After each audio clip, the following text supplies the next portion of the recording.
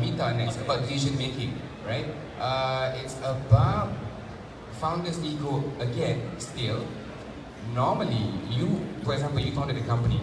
When you raise funds, when you approach VCs to grow further, people will tell you a couple of things. Mita, for example, right? You're not doing this right. You should be doing this instead. But being founders, it's typical for founders. They wouldn't want to admit their mistakes. They wouldn't want to acknowledge that they have not done enough. And this is very much typical. Do you encounter this last time when you first started MuslimApp?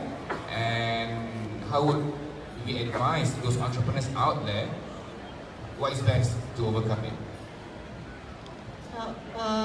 Basically, for Indonesia, it's different in Malaysia.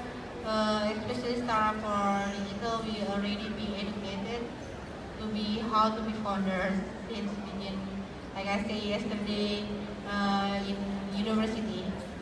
So we have like accelerator, incubator, and everything, and they already give us the educated how to be founders and how to meet another partners, meet another VC that need to reduce the founder's ego.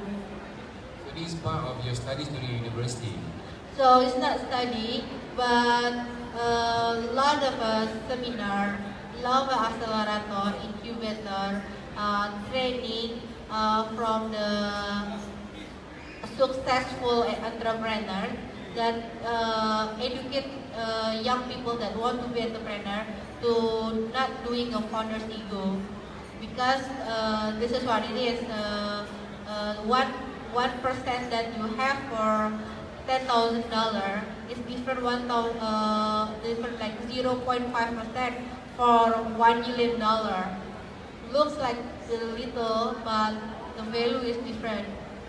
So Indonesia already educated to not hide in founder's ego, even though the senior that we have like Gojek or Bukalapak or Tokopedia, now they only have like 1% share, and a lot of people inside. So the point is now young people in Indonesia already see that.